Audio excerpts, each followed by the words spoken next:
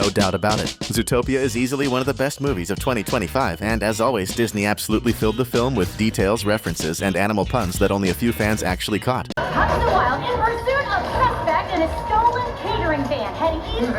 For example, when Judy and Nick are taken by Mr. Big to his luxury item factory for small rodents, we discover that Gucci, the high-end fashion brand, also exists in Zootopia. But over there, it's called Gnucci. And right after that, we see Frou Frou showing Judy a business card with Nibblebull's contact number, which is 800-555-0199. But if you go back to the beginning of the movie, the chase scene, you'll notice that it's the exact same number printed on the van that was transporting Gary to Zootopia, and that whole operation orchestrated by the Linksley family member who was secretly bringing him into the city. Now, tell me the truth, had you noticed that? Yeah. Get ready to discover a lot more stuff you definitely missed. We're about to blow your mind. Another really fun moment packed with Easter eggs happens when we see the con artist Weasel from the first movie selling pirated movies again, just like before, but now with some new releases and clever references to Disney rumors. For instance, one of the movie options is a live-action Tangled, except this time the lead is a mare instead of a human, which is actually a long-running rumor among Disney fans. On top of that, we can see a Frozen-inspired version called Floatsin'. Even crazier, this version is already on its 12th movie, pretty much like Fast and Furious. Oh.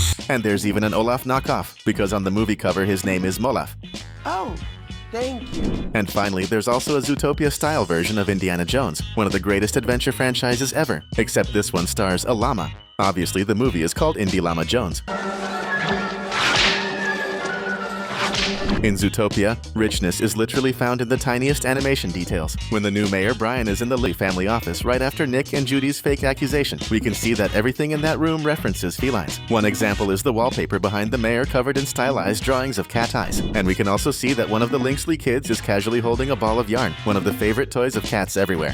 When Judy and Nick reach the house at the top of the mountain, most people didn't notice it, but carved into the wooden walking cane is an image of two goats with a heart between them. Similarly, on the outside of that mountaintop cabin, we once again see two mountain goats painted on the side of the building, and apparently their eyes are heart-shaped, and on the very tip of the roof, there's a carved goat head, showing how much the animators care about the tiniest details. It makes Zootopia practically a near-perfect movie in that sense. When Nick and Judy are forced by Chief Bogo to attend the partner support meetings for duos with cooperation issues, if you look closely behind Dr. Fuzzby, there's a faint chalk drawing on the blackboard, showing someone holding a bag of money, which makes total sense since everyone there is part of the police force. Dr. Fuzzby probably drew it as an example for her patients. When Judy and Nick are leaving the police department after that partner problem-solving session, there are some interesting things happening in the background. For example, we can see a parking lot for tiny cars and a group of mice chatting with each other. On the other side of the scene, we see a lion couple with their 3 cubs sitting on a bench. Totally normal. But look deeper into the background and you'll spot 3 bear cubs. Still normal. But then, right next to them, you'll notice 2 pigs and 1 wolf. And all of us know the classic childhood story of the 3 little pigs. Meaning, if that wolf were replaced by a 3rd pig, we'd have 3 groups of 3 siblings in the exact same frame. Who's afraid of the big bad wolf? Big bad wolf, big bad wolf. Who's afraid of the big bad wolf? Later, when Nick is crossing the street, we can spot an ad on a wall, probably for a famous Zootopia clothing brand called Zooniqlo.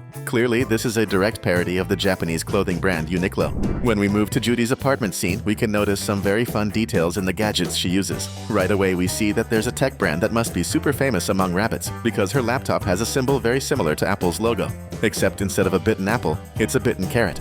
It's the exact same symbol on her smartphone, proving it's truly her favorite device brand. Now I'm curious, what would the company be called? Carrot, maybe?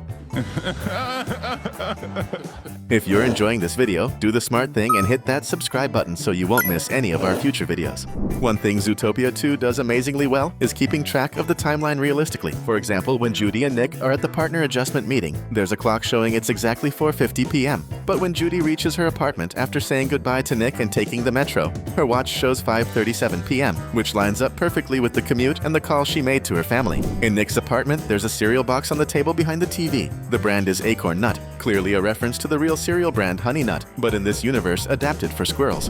When Clawhauser is working as a traffic officer guiding guests to the Zootenial Gala, we see yet another animal pun connecting Zootopia to the real world. Notice the couple driving to the event. The car has a logo very similar to the German automotive giant Volkswagen, except adjusted to look more feline with 2 pointy ears on top of the emblem. Volkswagen. Das Auto. Gary accidentally stings Chief Bogo during the chaotic confusion involving the theft of the book that reveals the past. Later, when we watch the news report, if you pay attention, Chief Bogo is lying on a stretcher while 2 rodents are jumping on his chest, doing something similar to CPR. A really cool detail. When Nick and Judy are in Mr. Big's semi-legal luxury clothing warehouse, there's a super curious detail on the couch they're sitting on. The armrests are shaped like cheese cubes, which matches perfectly since they're rodents. Another subtle detail few people caught, but that completely matches the vibe of the City of Animals, appears at the very beginning of the movie, when the mayor is giving Nick and Judy an honorary speech. If you look closely at the building right behind that old 90s-style action movie actor, you'll notice 2 skyscrapers shaped and colored like giraffe necks. Clearly, the architect was a giraffe. Still at the beginning, we get a kind of indirect, but definitely intentional reference to the company's biggest icon, Mickey Mouse.